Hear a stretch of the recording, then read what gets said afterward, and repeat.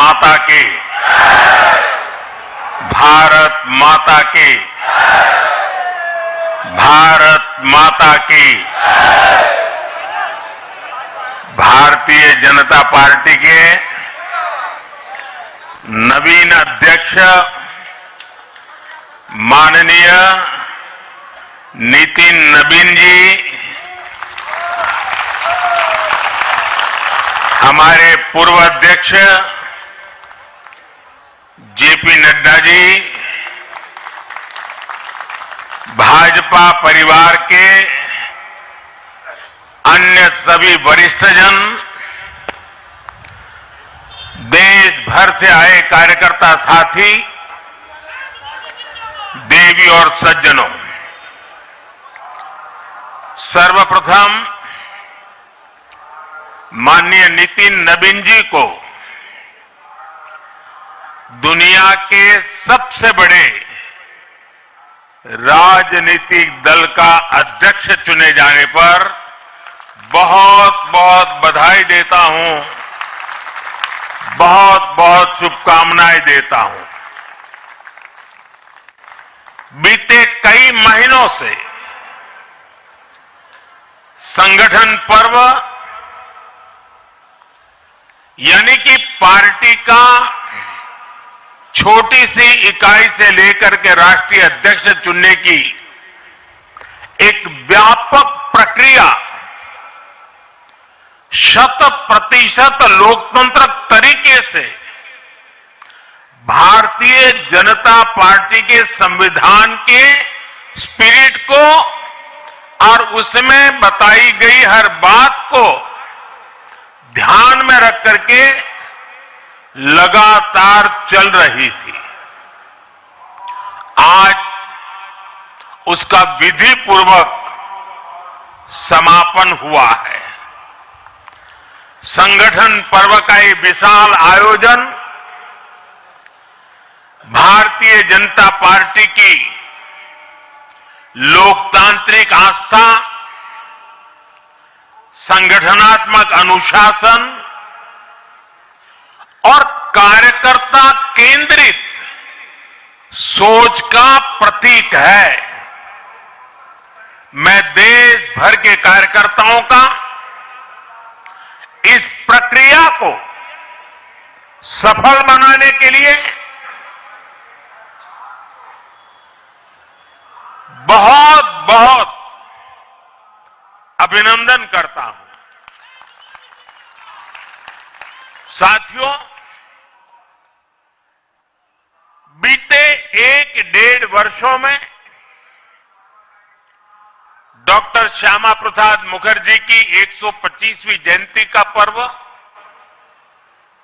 अटल जी की 100वीं जन्म जयंती, राष्ट्रीय स्वयंसेवक संघ के 100 वर्ष, ऐसे महापर्व हम मनाते रहे हैं। ये वो प्रेरणाएं हैं जो देश के लिए जीने के हमारे संकल्प को और मजबूत करती है। हमारा नेतृत्व परंपरा से चलता है, अनुभव से समृद्ध होता है और जनसेवा, राष्ट्र सेवा के भाव से संगठन को आगे बढ़ाता है। साथियों, अटल जी, आडवाणी जी और मुरली मनोहर जोशी जी के नेतृत्व में बीजेपी ने शून्य से लेकर शिखर तक का सफर देखा है। इस सदी में वेंकैया नायडू जी और नितिन गडकरी जी सहित हमारे कई वरिष्ठ साथियों ने संगठन को विस्तार दिया है। राजनाथ जी के नेतृत्व में पहली बार बीजेपी ने अपने दम पर पूर्ण बहुमत हासिल किया। फिर अमित भाई के नेतृत्व में देश के अनेक राज्यों में भाजपा की सरकारें बनी। लगातार दूसरी बार केंद्र में बीजेपी की सरकार बनी। फिर जेपी नड्डा जी के नेतृत्व में भाजपा पंचायत से लेकर पार्लियामेंट तक और सशक्त हुई। केंद्र में लगातार तीसरी बार भाजपा एनडीए की सरकार बनी। मैं पूर्व के सभी अध्यक्षों का उनके अमूल्य योगदान के लिए देश के कोटि कोटि कार्यकर्ताओं की तरफ से और मेरी तरफ से बहुत बहुत अभिनंदन करता हूं। साथियों, आप जानते हैं आज भाजपा का जितना फोकस संगठन के विस्तार पर है, उतनी ही बड़ी प्राथमिकता कार्यकर्ता के निर्माण की भी है। भाजपा एक ऐसी पार्टी है जहां लोगों को लगता होगा कि नरेंद्र मोदी देश के प्रधानमंत्री है, तीसरी बार प्रधानमंत्री बने, 50 साल की छोटी आयु में मुख्यमंत्री बन गए, 25 साल से लगातार हेड ऑफ द गवर्नमेंट रहे हैं। ये सब अपनी जगह पे हैं, लेकिन इन सबसे भी बड़ी चीज मेरे जीवन में है, मैं भारतीय जनता पार्टी का कार्यकर्ता हूं। ये सबसे बड़ा गर्व है। और जब बात पार्टी के विषय को आती है, तब माननीय नितिन नवीन जी, मैं एक कार्यकर्ता हूं, वे मेरे बॉस हैं।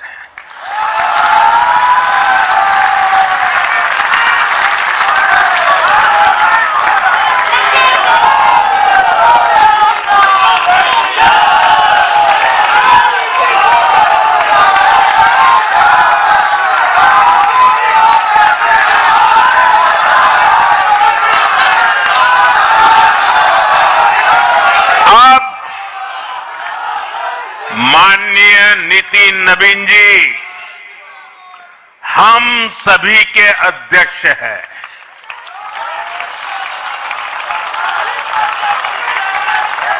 और उनका दायित्व सिर्फ भाजपा को भी संभालना इतना नहीं है, एनडीए के सब साथियों के बीच भी उन्होंने तालमेल का बहुत बड़ा दायित्व भी देखना होता है। साथियों, माननीय नितिन जी के संपर्क में जो भी आया है, वो उनकी सरलता और सहजता की चर्चा जरूर करता है। बीजेपी युवा मोर्चा का दायित्व हो, अलग अलग राज्यों में प्रभारी के रूप में जिम्मेदारी हो, या फिर बिहार सरकार में काम करने का अनुभव हो, नितिन जी ने हमेशा जब जब जो जहां जो जिम्मेवारी मिली, अपने आप को उन्होंने साबित किया है। जिम्मेवारी देने वालों को भी उनके कार्य ने गर्व से भर दिया है। साथियों, ये 21वीं सदी है और देखते ही देखते 21वीं सदी के पहले 25 वर्ष तो पूरे भी हो चुके हैं। वाले 25 वर्ष बहुत महत्वपूर्ण है। ये वो कालखंड है जब विकसित भारत का निर्माण होना है और होना तय है।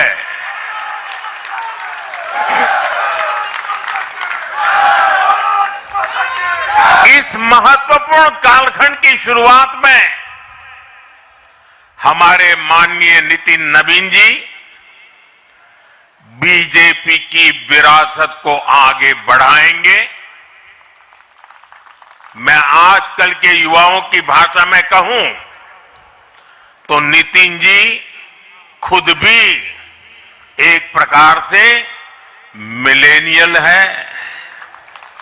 वो उस जनरेशन से हैं जिसने भारत में बड़े आर्थिक, सामाजिक और टेक्नोलॉजिकल परिवर्तन होते देखे हैं। वो उस जनरेशन से हैं जिसने बचपन में रेडियो से सूचनाएं पाई और आज एआई के भी एक्टिव यूजर है।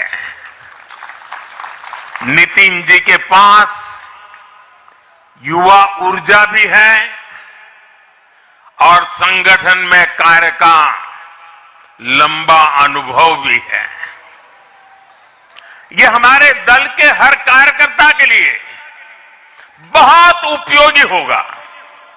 साथियों, इस वर्ष जनसंघ की स्थापना को 75 वर्ष हो रहे हैं और मैं आज इन 75 वर्ष लगातार लक्षावधि कार्यकर्ताओं ने, अनेक परिवारों ने, अनेक पीढ़ियों ने जो त्याग, तपस्या और बलिदान दिए हैं, मैं उनको आदरपूर्वक नमन करता हूं। जनसंघ रूपी वटवृक्ष से ही भाजपा का जन्म हुआ और भाजपा दुनिया के सबसे बड़ा राजनीतिक दल बन चुकी है। और ये सिर्फ भाजपा के कार्यकर्ताओं के लिए गौरव का विषय है इतना नहीं है। देश के राजनीतिक समीक्षकों को, दुनिया को यह बात बतानी चाहिए कि भारत एक ऐसा देश है जिसकी रगों में इसकी मजबूती से लोकतंत्र चल रहा है, कि जहां दुनिया की सबसे बड़ी पॉलिटिकल पार्टी है।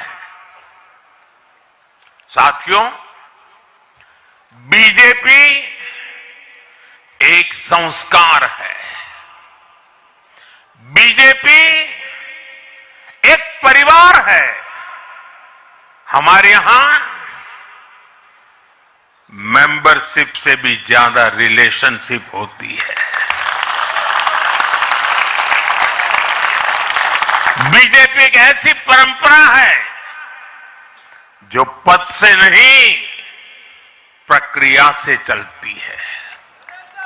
हमारे यहां पदभार एक व्यवस्था है और कार्यभार ये जीवन भर की जिम्मेदारी है। हमारे यहां अध्यक्ष बदलते हैं लेकिन आदर्श नहीं बदलते।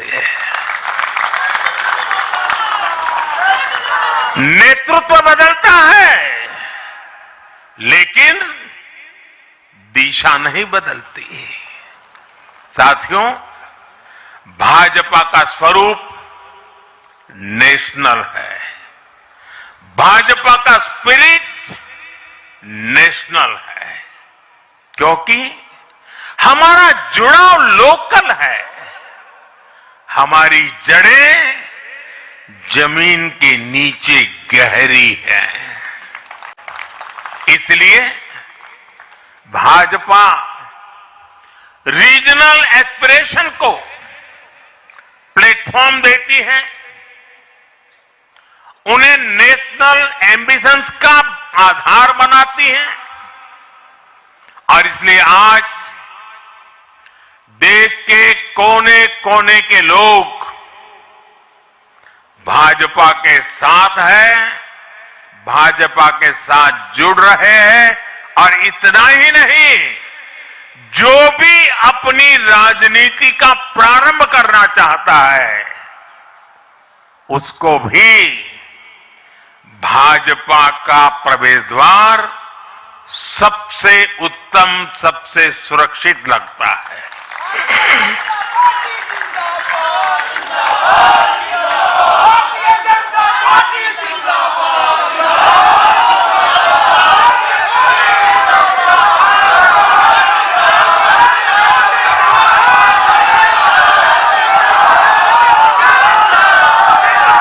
साथियों,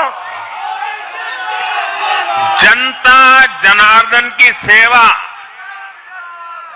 ये हमारे लिए हमेशा सर्वोपरि रही है।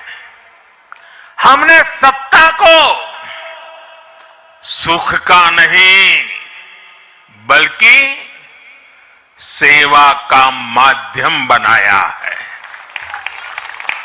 इसलिए भाजपा पर जनता का विश्वास निरंतर मजबूत होता गया है। अगर बीते 11 वर्षों की ही बात करें तो भाजपा की यात्रा जन विश्वास अर्जित करने की अद्भुत यात्रा रही है। बीते 11 वर्षों में बीजेपी ने हरियाणा, असम, त्रिपुरा और ओडिशा में पहली बार अपने सामर्थ्य से सरकार बनाई। पश्चिम बंगाल और तेलंगाना में भाजपा जनता की एक बड़ी आवाज बनकर उभरी है। अक्सर होता यह है कि लंबे कार्यकाल के बाद सरकारों के लिए टिके रहना मुश्किल होता है, लेकिन बीजेपी ने इस ट्रेंड को भी तोड़ दिया है। गुजरात हो, मध्य प्रदेश हो, महाराष्ट्र हो, बिहार हो, इन सभी राज्यों में कई कार्यकाल के बावजूद बीजेपी पहले से भी बड़े जनादेश के साथ सरकार में लौटी है। साथियों, बीते 1.5-2 वर्षों में तो भाजपा पर जनता का भरोसा और मजबूत हुआ है। विधानसभा हो या स्थानीय निकाय, बीजेपी की स्ट्राइक रेट अभूतपूर्व रही है। इस दौरान देश में 6 राज्यों में विधानसभा चुनाव हुए हैं। इनमें से 4 चुनाव बीजेपी एनडीए ने जीते हैं। साथियों, आज भाजपा सिर्फ संसद और विधानसभा की नहीं बल्कि नगर पालिकाओं और नगर निगमों में भी पहली पसंद है। और इसका ताजा उदाहरण अभी हमारा महाराष्ट्र है। हाल में जो मेयर और पार्षदों के चुनाव परिणाम सामने आए, अभूतपूर्व है।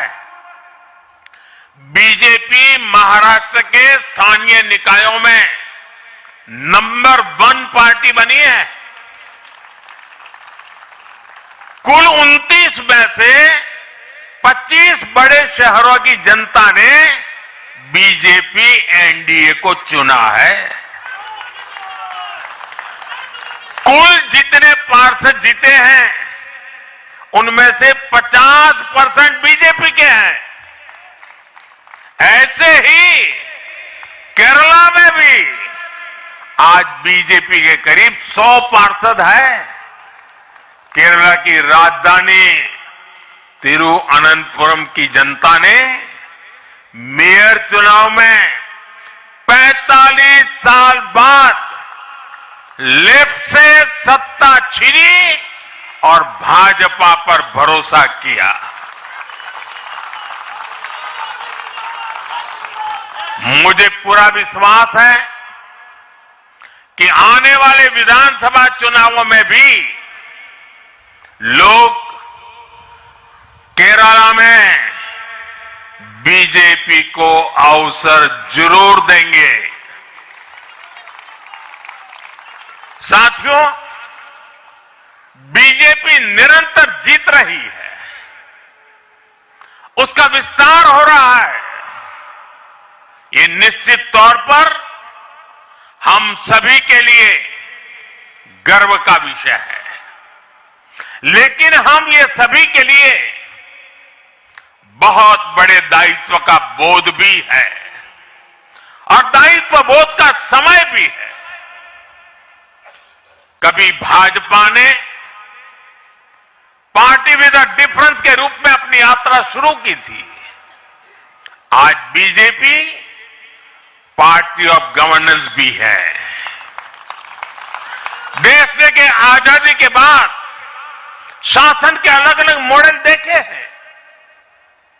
कांग्रेस के परिवारवाद का मॉडल, लेफ्ट का मॉडल, क्षेत्रीय दलों का मॉडल, अस्थिर सरकारों का दौर, ये सब मॉडल देख चुका है।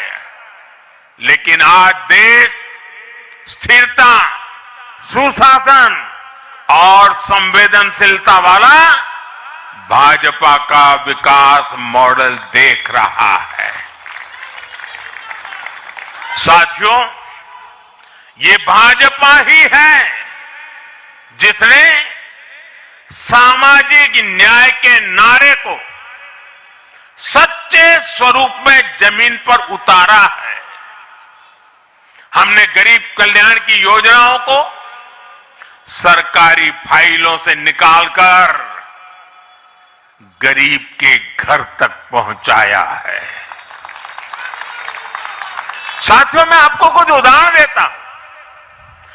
आजादी के 70 वर्ष बाद सिर्फ 3 करोड़ ग्रामीण परिवारों तक ही पाइप से पानी पहुंच पाया था। माताओं बहनों की पीड़ा, पानी के लिए उनके संघर्ष की सूध लेने वाला कोई नहीं था। और मुझे याद है, मैं जब गुजरात में राजनीतिक क्षेत्र में नहीं आया था, सामाजिक जीवन में काम करता था, तो हमारे यहाँ एक धंधुका करके स्थान है, वहां मैं जाता था तो वो मुझे वहां के लोग कहते थे कि आप यहां रात को मत रुकिए और जब भी आपका दौरा हो तो सुबह 10 बजे के बाद आइए। नॉर्मली मेरा नेचर रहता था कि हर नए स्थान पर जाके रात को रुकूं, कार्यकर्ताओं से मिलूं, लेकिन धंधुका वाले मना करते थे। क्यों?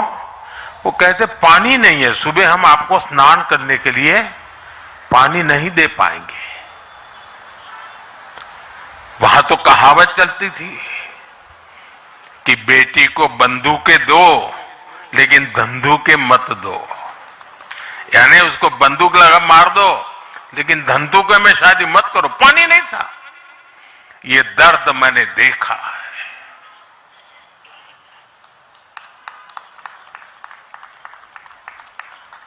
मैं धरती की सच्चाई से जुड़ा था।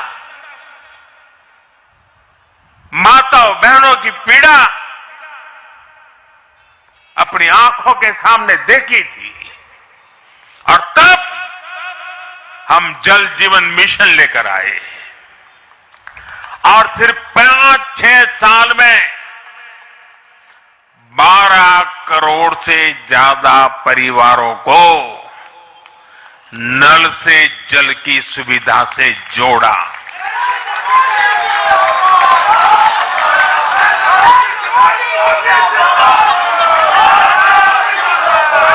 साथियों, ये हमारी सरकार है जिसने धुएं से बीमार होती बहनों की पीड़ा समझी, वरना पहले तो एलपीजी गैस को भी अमीरों का ही सौभाग्य मान लिया गया था।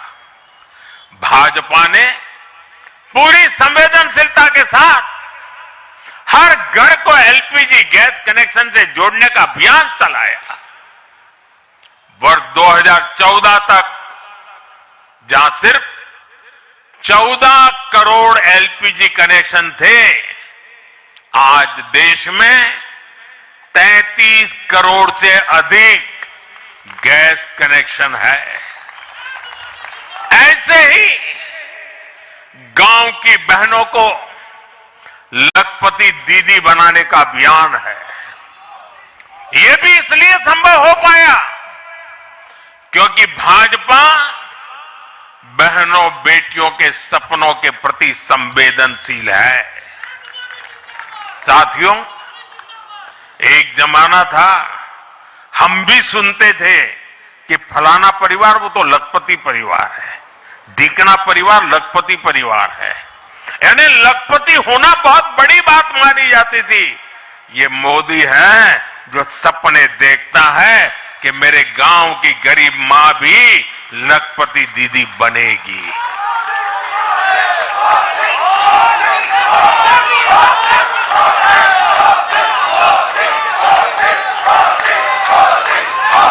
साथियों,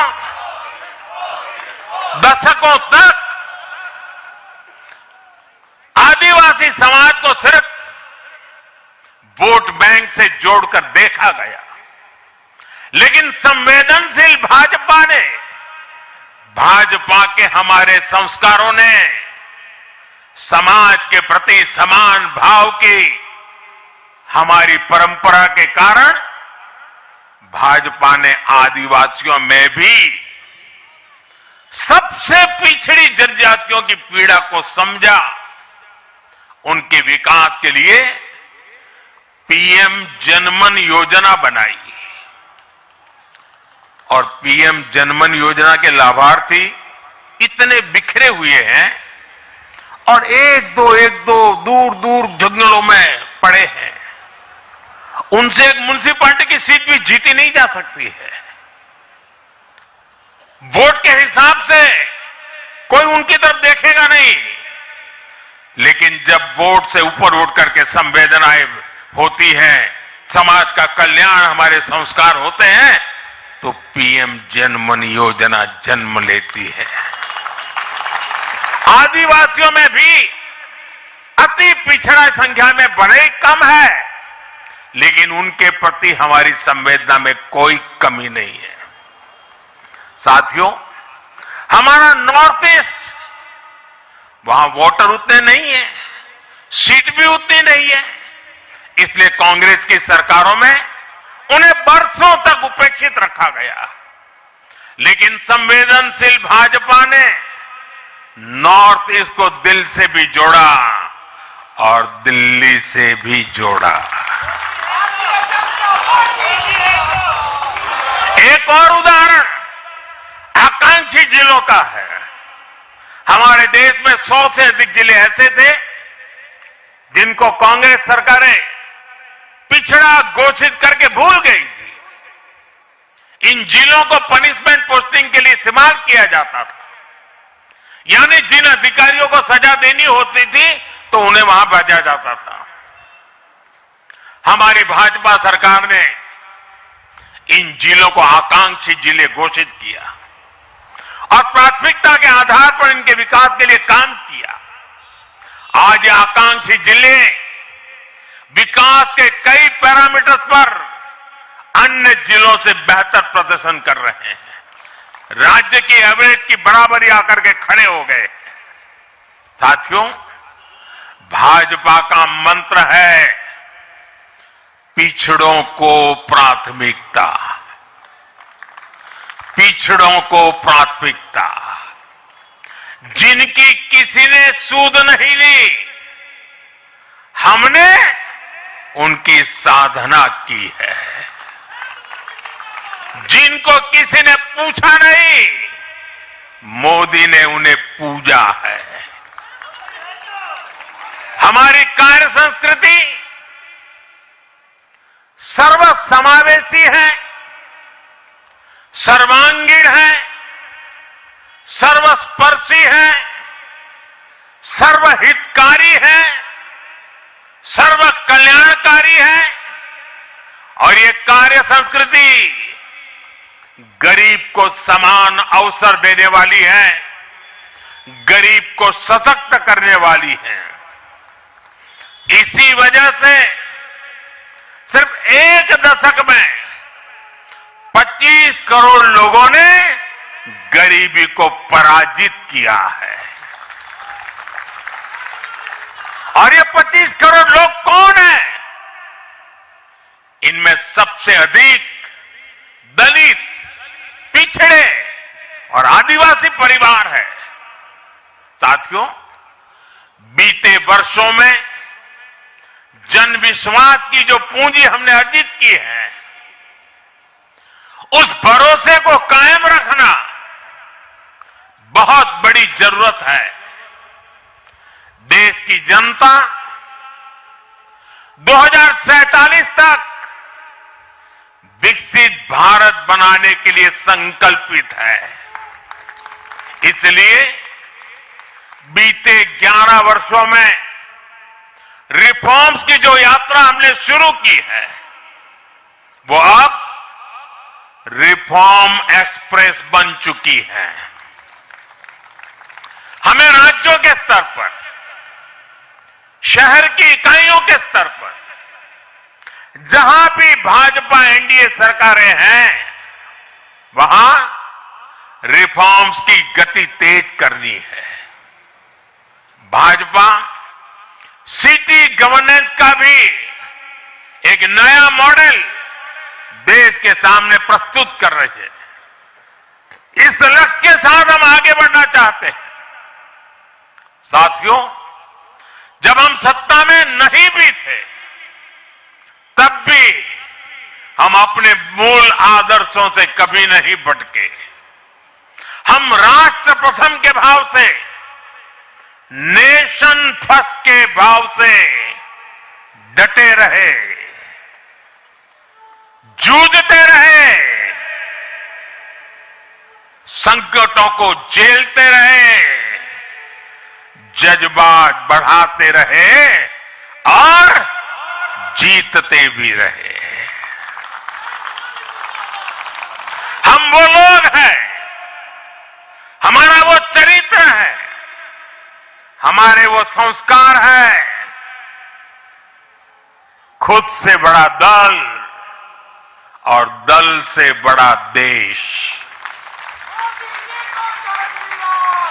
ये भाजपा के हर कार्यकर्ता का संस्कार है, भाजपा के हर कार्यकर्ता का जीवन मंत्र है। इसी भाव के साथ बीते 11 वर्षों में हमने अनेक चुनौतियों पर विजय पाई है।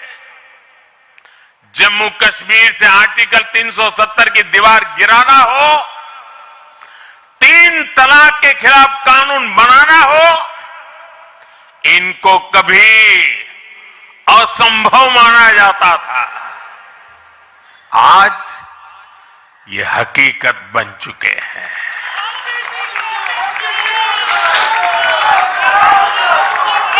आज देश में माओवादी आतंक भी अपनी अंतिम सांसें गिन रहा है।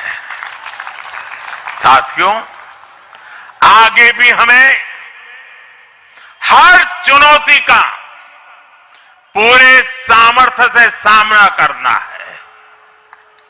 आज देश के सामने एक बहुत बड़ी चुनौती घुसपैठियों की है, आबादी के असंतुलन की है। दुनिया के धनवान देश, समर्थ देश, वे भी अपने देश में जो घुसपैठिए हैं उनकी जांच पड़ताल कर रहे हैं और उनको पकड़ पकड़ करके निकाल रहे हैं, और दुनिया उनको पूछती नहीं है कि तुम घुसपैठियों को क्यों निकाल रहे हो। तुम तो लोकतंत्र का झंडा लेकर के घूम रहे थे, तुम तो पूरे दुनिया के नवाब बन के बैठे थे, क्यों निकाल रहे हो। दुनिया में कोई अपने देश में घुसपैठियों को स्वीकार नहीं करता। भारत भी घुसपैठियों को अपने गरीबों, हमारे नौजवानों के हक कभी भी लूटने नहीं दे सकता। घुसपैठिए देश की सुरक्षा के लिए बहुत बड़ा खतरा है। उनकी पहचान करके उन्हें वापस उनके देश भेजना बहुत आवश्यक है। इसके अलावा ऐसे राजनीतिक दल जो वोट बैंक की राजनीति में घुसपैठियों को बचा रहे हैं या उन्हें कवर दे रहे हैं, उन्हें हमें पूरी शक्ति से जनता के सामने बेनकाब करना ही होगा, उनको एक्सपोज करना ही होगा। साथियों, एक और बड़ी चुनौती अर्बन नक्सल की भी है। अर्बन नक्सल का दायरा इंटरनेशनल हो रहा है और यहां अर्बन नक्सल की बड़ी चतुराई होती है। ये यहां मीडिया वाले इतने बैठे हैं ना, अगर साल में एकाध बार भी अगर मोदी की किसी अच्छी चीज को उन्होंने ट्वीट कर दिया या टीवी पे बोल दिया या अखबार में लिख दिया तो उस पत्रकारी तो ऐसी फजेत कर देते, उसके पीछे ऐसे पड़ जाते हैं, उसको अछूत बना देते हैं, भविष्य में वो कभी बोल ना सके ऐसा कर देते हैं। ये अर्बन नक्सल की स्टाइल है। हमको भी सालों तक ऐसा अछूत बना के रख दिया पूरे देश में भाजपा को। अब देश समझ गया है अर्बन नक्सलों के कारनामे।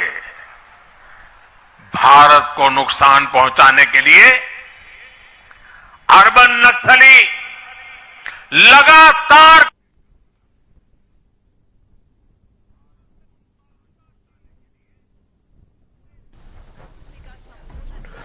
आपने सुना प्रधानमंत्री नरेंद्र मोदी का संबोधन। वो किस तरह से अपनी बातें जो है वो बता रहे थे।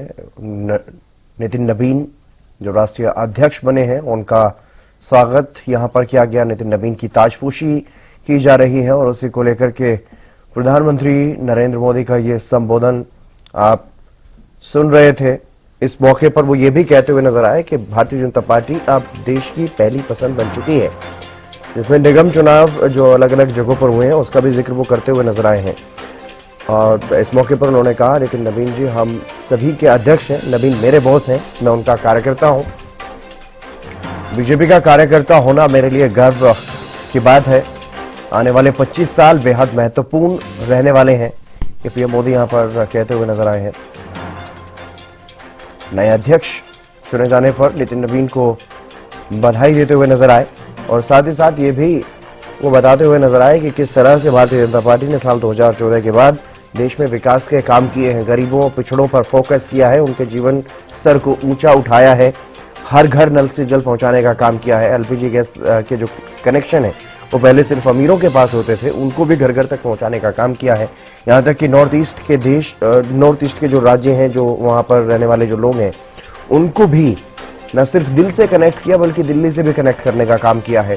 ये बातें यहाँ पर पीएम मोदी इस मौके पर कहते हुए नजर आए हैं, बताते हुए नजर आए हैं कि किस तरह से भारतीय जनता पार्टी के संस्कार हैं, क्या कल्चर है और किस तरह से काम भारतीय जनता पार्टी करती है।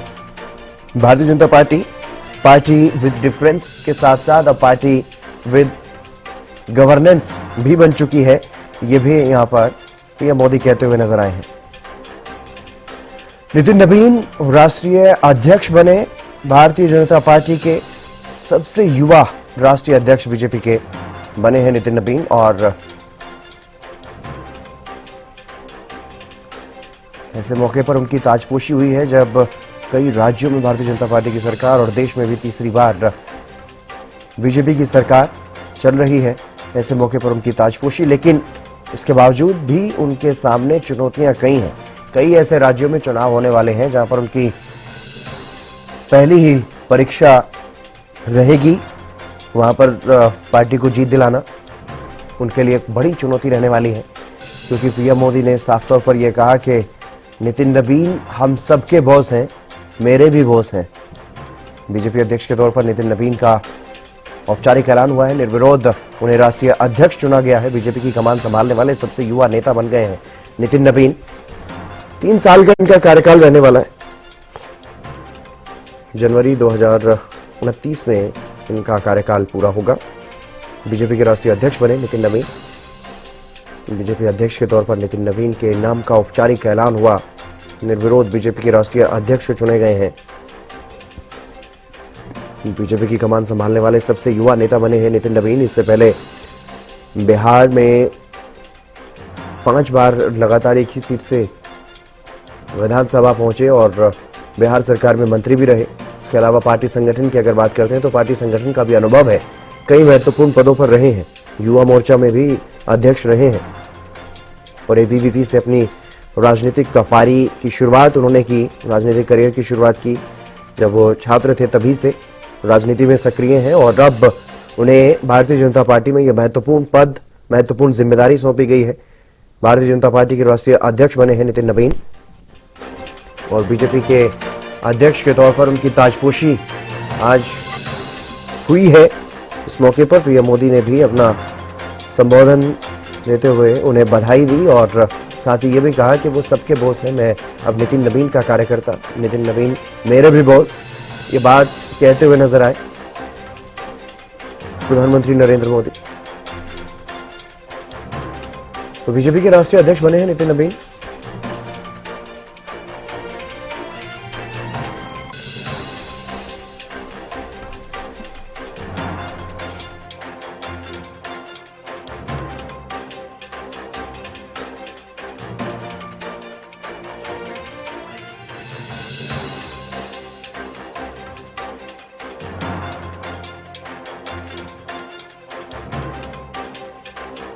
राष्ट्रीय अध्यक्ष चुने गए हैं नितिन नवीन। ये बड़ी खबर आपको बता रहे हैं। बीजेपी की कमान संभालने वाले सबसे युवा नेता बने हैं।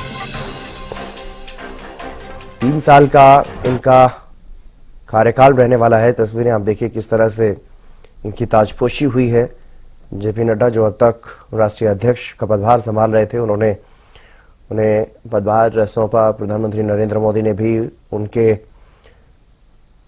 माला पहना करके उनका स्वागत किया, पीठ थपथपाई और अपने संबोधन में भी ये बात उन्होंने कही है कि नितिन नवीन अब मेरे बॉस हैं और मैं उनका कार्यकर्ता। तो बीजेपी में राष्ट्रीय अध्यक्ष चुनाव जो है उसको लेकर के काफी उत्साह जो है वो देखने को मिल रहा था पिछले दिनों। अपराजिता श्री हमारे साथ जुड़ गए हैं अधिक जानकारी के साथ। अपराजिता, आज एक बड़ा दिन है, ऐतिहासिक दिन है भारतीय जनता पार्टी के लिए भी और नितिन नवीन के लिए भी। नितिन नवीन अब राष्ट्रीय अध्यक्ष बनाए गए हैं भारतीय जनता पार्टी के। अब किस तरह का माहौल बीजेपी कार्यकर्ताओं में देखने को मिला? बिल्कुल देखिए हितेन, तो ये जो मुस्कुराहट है, ये जो खुशी है, ये जो जश्न है, वो केवल भारतीय जनता पार्टी तक, हेडक्वार्टर तक सीमित नहीं है, बल्कि बिहार से लेकर अन्य राज्यों में भी पटाखे नजारे फोड़े जा रहे हैं, जश्न मनाया जा रहा है। खासतौर पे बिहार में भी जश्न मनाया जा रहा है, क्योंकि जिस प्रकार से एक आम कार्यकर्ता, इसके बाद से विधायक, मंत्री और अब अध्यक्ष का पदभार उन्हें दिया गया है, तो जश्न मनाया जा रहा है। भारतीय जनता पार्टी मुख्यालय में ढोल लगाए बजाए जा रहे हैं, तमाम जितने भी नेता वहां पर मौजूद है, सभी को ये विश्वास है कि नितिन नवीन एक कारगर लीडर साबित होंगे और बेहतर दिशा में भारतीय जनता पार्टी को लेकर जाएंगे। और जिस प्रकार से प्रधानमंत्री नरेंद्र मोदी के द्वारा भी कहा गया कि किस प्रकार से एक छोटे उम्र के व्यक्ति को भी प्रधानमंत्री, मुख्यमंत्री बनाया जा सकता है, फिर प्रधानमंत्री बनाया जा सकता है, और अब नितिन नवीन उनके बॉस है, यानी पार्टी के प्रेसिडेंट है नितिन नवीन, तब उनके भी वो बॉस बन जाते हैं। और साथ ही उनकी जिम्मेदारियों के बारे में भी प्रधानमंत्री नरेंद्र मोदी ने बताया है कि किस प्रकार से उनकी जो जिम्मेदारी है वो केवल भारतीय जनता पार्टी तक सीमित नहीं हो जाती है, बल्कि उनकी जिम्मेदारी एनडीए घटक दलों के बीच में तालमेल बनाने की भी उनकी जिम्मेदारी बनती है। और इसके साथ साथ ये भी बताया कि अभी एक जो चर्चा है नितिन नवीन के बारे में कि उनके स्वभाव के बारे में, उनकी सरलता के बारे में आम जनता काफी बात करती है, और उसका जिक्र भी प्रधानमंत्री नरेंद्र मोदी की स्पीच में झलक कर नजर आया, जब प्रधानमंत्री के द्वारा कहा गया कि नितिन नवीन की जो सरलता है वो आम जनता के जुबान पर है। हालांकि ये एक बहुत बड़ा कारण भी बताया जा रहा था हितेन की, जिस वजह से नितिन नवीन को राष्ट्र अध्यक्ष के लिए चुना गया था, पहले कार्यकारी अध्यक्ष बनाया गया, जिसके बाद विश्वास जीता और अध्यक्ष का जिस प्रकार से उन्हें राष्ट्रीय अध्यक्ष बनाया गया है। तो ये भी कहा जा रहा था कि उनकी जो सरलता है, आम जुड़ाव है, आम जनता से, आम कार्यकर्ताओं से जो जुड़ाव है उनका, आम कार्यकर्ताओं को जो समीक्षा करता है और कमियों से उभरने के लिए हर समय का उपयोग करता है। लोकतंत्र में इसी स्वस्थ परंपरा को, इसी डेडिकेशन को हम सब कार्यकर्ताओं की जिम्मेवारी है, हमें आगे बढ़ाना है। हमें ध्यान रखना है कि जो कांग्रेस की बुराइयों से बचेगा वही देश में आगे बढ़ेगा। साथियों, आज भाजपा परिवार को अपना नया मुखिया मिला है, ऊर्जावान मुखिया मिला है, अनुभवी मुखिया मिला है, और भाजपा परिवार की हमारी ताकत हर कार्यकर्ता का परिश्रम है, उसकी सामूहिक चेतना है। बूथ पर जो हमारा कार्यकर्ता पूरे साल भर जुटा रहता है, वो ही हमारी सच्ची ताकत है। हमें याद रखना है, हम सबसे जुड़े, हम सबको जोड़े, कल्याणकारी योजनाओं से हर लाभार्थी को लाभ पहुंचाए, ये हमारा ध्येय होना चाहिए। इसी आग्रह के साथ माननीय नितिन नवीन जी को बीजेपी के कोटि कोटि कार्यकर्ताओं की तरफ से पुनः बहुत बहुत शुभकामनाएं देता हूं। और साथियों, आज का पल हम सबके लिए बहुत विशेष पल है। हमारे राष्ट्रीय अध्यक्ष जी अब हमारा मार्गदर्शन करने वाले हैं। उनका एक एक शब्द हमारे लिए आगे की दिशा होगी। हमारे आगे के कार्य रचना के लिए उनका मार्गदर्शन हमारी अमूल्य पूंजी होगी। मैं भी एक कार्यकर्ता के तौर पर मैं पहले नए अध्यक्ष जी को मेरे काम का हिसाब दे रहा था, मैंने हिसाब दिया, अब वो मेरा सीआर लिखेंगे। लेकिन अब मेरे आगे के काम के लिए मैं उनके मार्गदर्शन की प्रतीक्षा कर रहा हूं। मैं उनको सुनने के लिए बहुत ही उत्सुक हूं, आतुर हूं। फिर एक बार बहुत बहुत धन्यवाद।